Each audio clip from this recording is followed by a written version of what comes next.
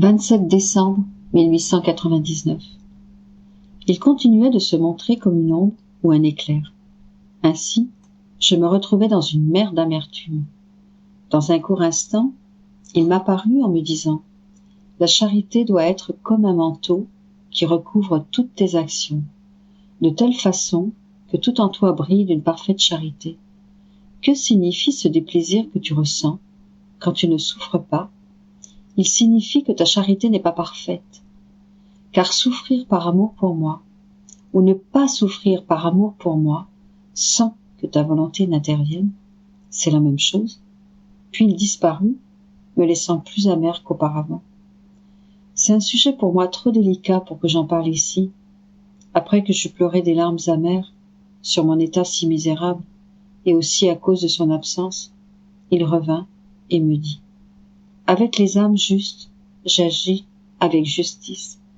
Beaucoup plus, je les récompense doublement pour leur justice, en les favorisant des plus grandes grâces et en leur donnant des grâces de justice et de sainteté. » Je me trouvais si confuse et mauvaise que je n'ai pas osé dire un seul mot.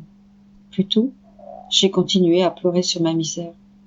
Jésus, désirant infuser en moi la confiance, mit sa main sous ma tête pour la tenir, car elle ne pouvait se tenir seule, et me dit « N'aie pas peur, je suis le bouclier des combattants et des affligés. » Puis il disparut. «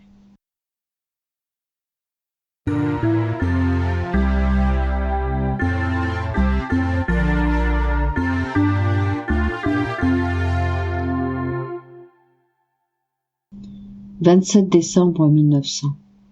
Dieu n'est pas sujet au changement. Le démon et la nature humaine changent fréquemment.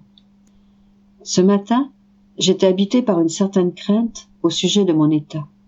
Je craignais que ce ne soit pas le Seigneur qui opère en moi. De plus, Jésus n'avait pas la bienveillance de venir. Après l'avoir longuement attendu, dès que je le vis, je lui exposai ma crainte.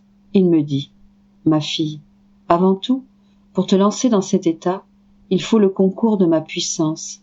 D'ailleurs, qui t'aurait donné la force et la patience de demeurer si longtemps dans cet état, étendu sur un lit?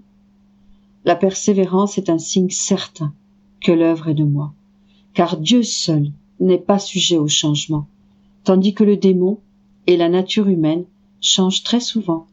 Ce qu'ils aiment aujourd'hui, demain ils l'auront en horreur. Et ce qu'ils ont en horreur aujourd'hui, demain ils l'aimeront et le trouveront satisfaisant. «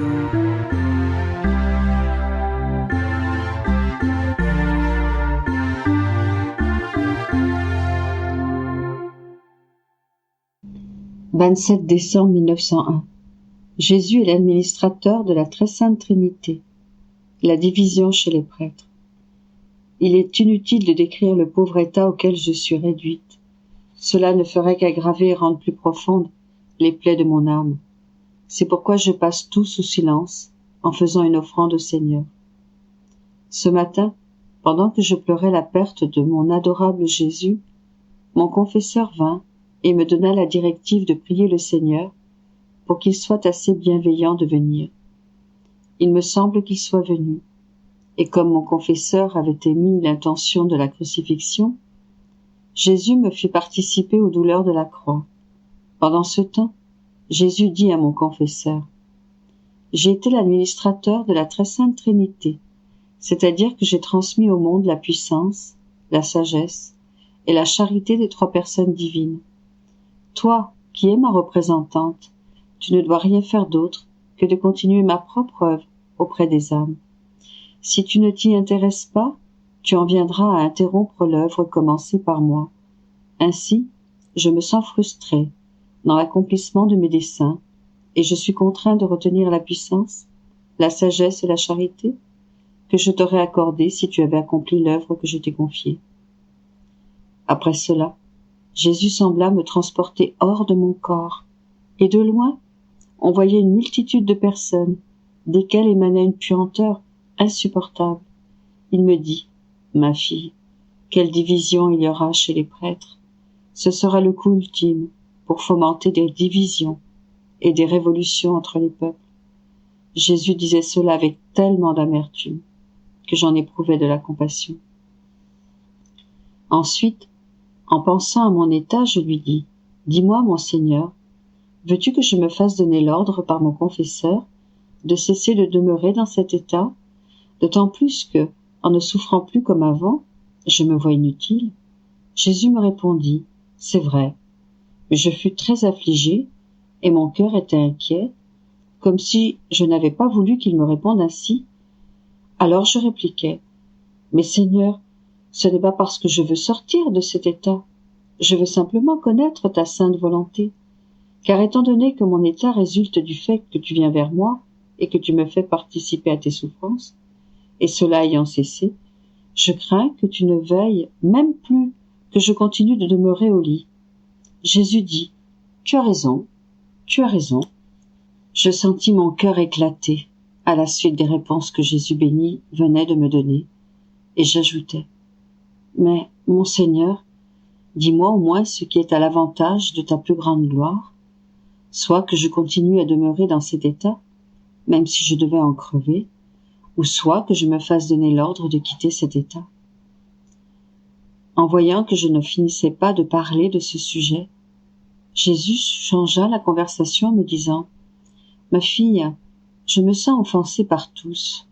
Vois-tu, même les âmes dévotes essayent de scruter si quelque chose est de leur faute ou non, au lieu de s'amender et d'extirper la faute.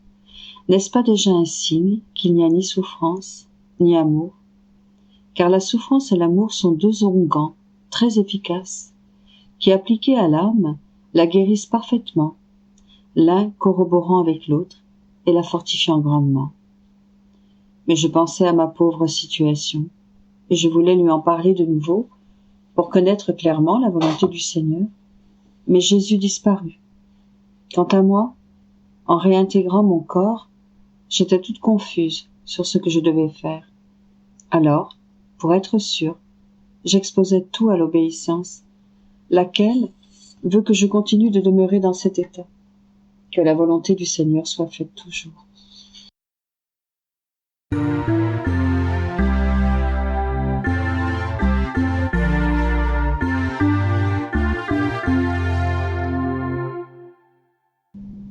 27 décembre 1908. Les « je t'aime » d'un Dieu sont la récompense de ceux qui disent des « je t'aime » à Jésus. Je méditais sur les moments où la reine maman donnait du lait au bébé Jésus et je me disais, que se passait-il alors entre la maman la plus sainte et le petit Jésus? À ce moment, j'ai senti Jésus bouger en moi et je l'ai entendu me dire, « Ma fille, quand je suçais le lait de la poitrine de ma très douce maman, je suçais en même temps l'amour de son cœur. Et c'était beaucoup plus ce dernier que le premier que je suçais. C'était comme si elle me disait « Je t'aime, ô fils », et que je lui répondais « je t'aime, ô maman ». Et je n'étais pas seule. À mes je t'aime, le Père, le Saint-Esprit ainsi que toute la création, les anges, les saints, les étoiles, le soleil, les gouttes d'eau, les plantes, les fleurs, les grains de sable, tous les éléments, se joignaient à moi en disant « Nous t'aimons, ô Mère de notre Dieu, dans l'amour de notre Créateur ». Ma mère en était toute inondée. Il n'existait pas un seul petit espace où elle ne m'entendait pas lui dire que je l'aimais. Son amour était derrière tout cela, presque seul, et répétait « Je t'aime, je t'aime ». Cependant, elle ne pouvait m'égaler, parce que l'amour de la créature a ses limites, son temps, alors que mon amour est incréé, sans fin, éternel. La même chose arrive à chaque âme quand elle me dit « je t'aime », je lui dis aussi « je t'aime ».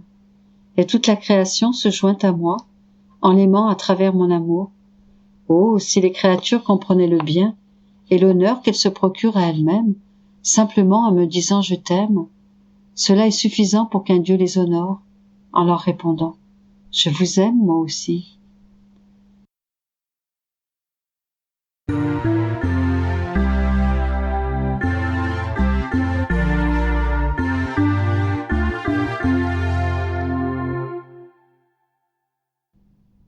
27 décembre 1918. Les paroles de Jésus sont comme des soleils. Louisa doit les écrire pour le bien de tous. Ces derniers jours, je n'ai rien écrit de ce que Jésus me disait. J'étais particulièrement indisposée à le faire. Jésus vint et me dit, « Ma fille, pourquoi n'écris-tu pas? Mes paroles sont lumière. » De même que le soleil éclaire tous les yeux de manière à ce que chacun ait suffisamment de lumière pour ses besoins, mes paroles sont aptes à éclairer chaque esprit et à réchauffer chaque cœur. Chacune des paroles que je te dis est un soleil émanant de moi. Elles te servent actuellement, mais en les écrivant, elles serviront aussi aux autres. En n'écrivant pas, tu étouffes ces soleils, tu empêches mon amour de se manifester et tu prives les autres de tous les bienfaits que ces soleils peuvent donner. Je lui répondis, « Mon Jésus, qui donc méditera sur ces paroles de toi que je mets sur papier ?» Il reprit, « Cela n'est pas ton affaire, mais la mienne, et même si elle n'était pas méditée par d'autres, ce qui ne sera pas le cas, comme autant de soleils, elles s'élèveront majestueusement pour être accessibles à tous. Si tu ne les écris pas, tu empêcheras ces soleils de se lever et tu feras beaucoup de mal. Si quelqu'un pouvait empêcher le soleil naturel de se lever dans le ciel bleu, que de maux s'ensuivraient sur la terre. Le tort que la nature subirait, toi, tu le fais aux âmes, en n'écrivant pas. C'est la gloire du soleil de briller majestueusement et de baigner la terre et tout ce qui s'y trouve de sa lumière. Le mal est pour ceux qui n'en profitent pas. Il en va ainsi pour les soleils de mes paroles. C'est ma gloire de faire se lever un soleil enchanteur pour chacun des mots que je dis. Le mal est pour ceux qui n'en profitent pas. «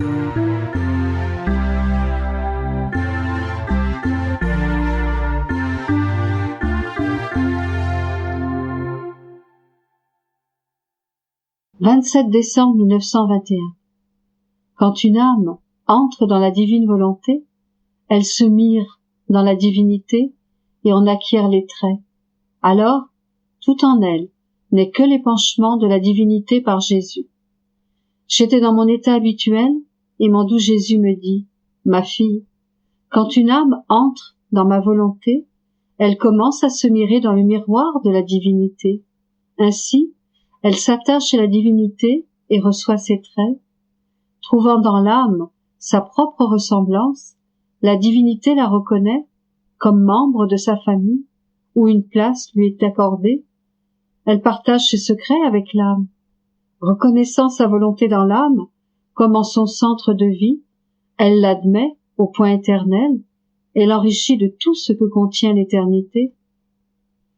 Oh, comme il est beau de voir cette petite image de nous-mêmes remplie de tout ce que l'éternité contient.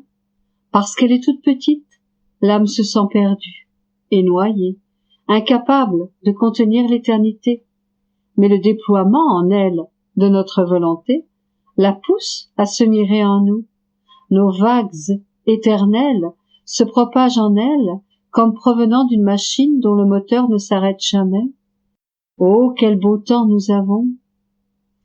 Tel était l'objectif premier de la création de l'homme, lui uni à nous et nous unis à lui, de sorte que nous trouvions en lui notre plaisir et qu'il soit heureux en tout.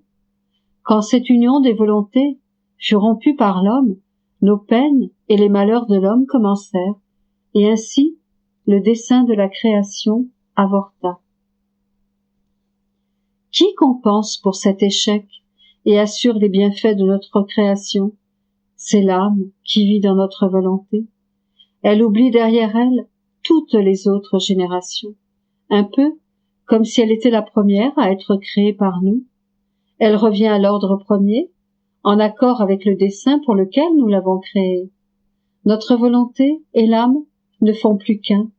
Nos bienfaits divins se répandent dans la volonté humaine et ainsi l'objectif de la création est réalisé. Comme notre volonté comporte des avenues infinies, si elle trouve une âme qui lui permette d'agir, elle compense immédiatement pour l'échec de toutes les autres volontés humaines. Voilà pourquoi notre amour pour cette âme surpasse notre amour pour toutes les autres créatures prises ensemble.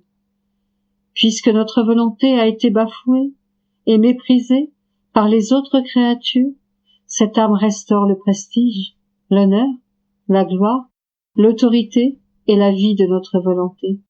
Comment ne pourrions-nous pas tout lui donner? Ensuite, comme s'il ne pouvait plus contenir son amour, Jésus me pressa contre son cœur et ajouta: Je donne tout à la petite fille de ma volonté. Je serai en contact continuel avec toi. Tes pensées seront un déversoir de ma sagesse. Tes regards seront un déversoir de ma lumière. Ta respiration, tes battements de cœur et tes actions seront précédés d'abord par mes contacts, et ainsi ils auront la vie. Sois attentive, et en tout ce que tu fais, sois consciente que Jésus établit un contact continuel avec toi. «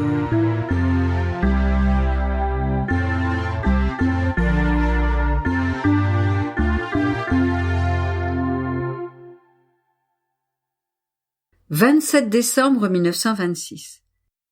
Comment celle qui ne fait pas la divine volonté voudrait traverser la lumière et former pour elle l'obscurité? Comment le vrai bien doit avoir son origine en Dieu? Comment l'âme, qui vit dans la suprême volonté, reçoit en elle son équilibre et est présente dans toute la création, vivant la vie avec elle? Mon esprit baignait dans le soleil du vouloir éternel, et mon Jésus bien-aimé me dit: Ma fille, l'affront que commet une créature en ne faisant pas ma volonté est grand. Ma volonté est plus que la lumière solaire. Elle envahit tout et toute chose, et personne ne peut échapper à sa lumière infinie. En faisant sa propre volonté, la créature veut traverser cette lumière et former en elle son obscurité, mais ma volonté s'élève et poursuit sa course de lumière en laissant la créature dans les ténèbres de sa volonté. Si quelqu'un traversait la lumière du soleil et se formait en lui une longue nuit, ne dirait-on pas qu'il est fou et qu'il commet un grand mal? Pauvre malheureux! Il mourrait de froid, ne recevant plus la chaleur et la lumière du soleil. Il mourrait d'ennui, incapable d'agir parce qu'il lui manquerait le bienfait de la lumière. Il mourrait de faim, n'ayant ni lumière ni chaleur pour cultiver et féconder son petit champ, recouvert par l'obscurité de sa volonté. On dirait de lui: il aurait mieux valu qu'un être aussi malheureux ne fût jamais né. Tout cela se produit dans l'âme qui fait sa volonté. Le mal le plus déplorable est par conséquent de ne pas faire ma volonté. Car, lorsqu'on enlève ma volonté, l'âme meurt de froideur pour tous les biens célestes. Elle meurt d'ennui, de fatigue, de faiblesse, parce que ma volonté est absente, elle qui fait la joie, la force et la vie de la divine opération. L'âme meurt de faim, parce que la lumière est absente, qui vient féconder le petit champ qui forme la nourriture dont elle doit vivre. Les créatures pensent que ne pas faire ma volonté n'est pas un grand mal, alors qu'ils renferment tous les maux ensemble. Après quoi, il ajouta: Ma fille, chaque bien, pour être un bien, doit avoir son origine en Dieu. Par conséquent, l'amour, le fait lui-même de faire le bien, la souffrance, l'héroïsme des créatures qui se lancent tête première pour accomplir quelque chose, l'étude des sciences sacrées et profanes, en somme, tout ce qui n'a pas son origine en Dieu, enfle la créature, la vide de la grâce. Et tous ces biens qui n'ont pas leur origine en Dieu ne commencent qu'avec une origine humaine et sont comme des œuvres balayées par un grand vent qui, avec sa puissance, réduit en un tas de poussière les cités, les villas, les somptueuses résidences. Combien de fois un vent puissant, ne détruit-il pas les plus belles œuvres d'art et d'ingéniosité, se riant avec sa furie de ces œuvres si vantées et admirées? Combien de fois le vent puissant de l'amour-propre, de la gloire personnelle, n'abat-il pas les plus belles œuvres, et je sens la nausée que me donne ce bien lui-même. Il n'y a par conséquent pas de remède qui soit plus efficace, plus approprié, et qui bloque la furie de ces vents dans l'âme, que la puissance de la lumière de ma volonté et l'éclipse qu'elle forme. Chaque fois que cette puissance, cette éclipse formée par la divine volonté est présente, ces vents sont empêchés de souffler, et la créature vit sous l'influence vitale d'une divine volonté, de telle sorte que le sceau du fiat peut être vu en tous ses actes, petits et grands. Sa devise est donc « Dieu le veut, je le veux. Si Dieu ne le veut pas, moi non plus. De plus, ma volonté maintient un équilibre parfait dans la création. Elle maintient l'équilibre de l'amour, de la bonté, de la miséricorde, du courage, de la puissance et même de la justice. Par conséquent, lorsque tu entends parler de châtiment et de trouble, ce n'est que l'effet de ma volonté équilibrée qui, malgré son amour des créatures, n'est pas sujette au déséquilibre.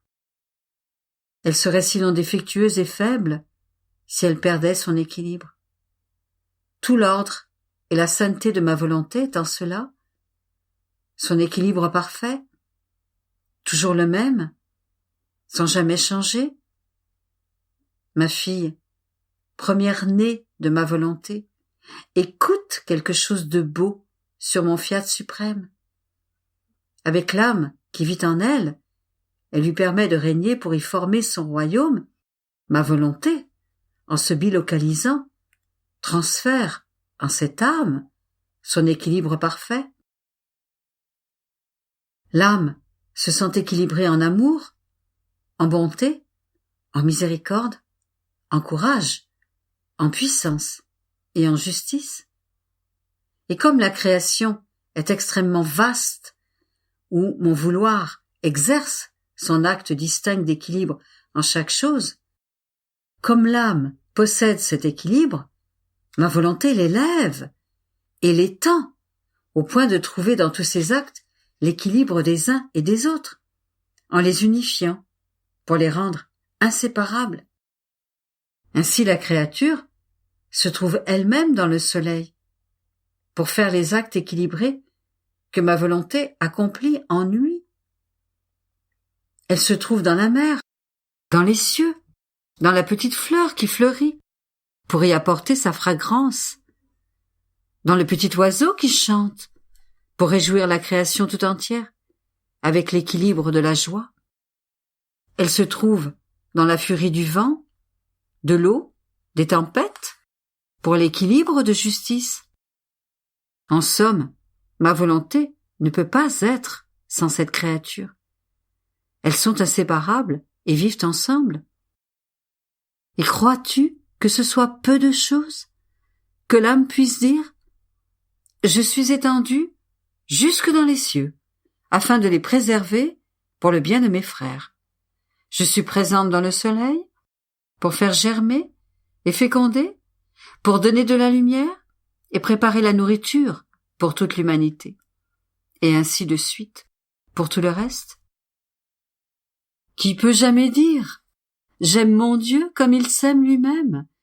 J'aime tout le monde et je fais tout le bien que mon Créateur fait à toute la famille humaine. » Celle-là seule qui reçoit l'équilibre de ce divin fiat et lui permet de régner en elle.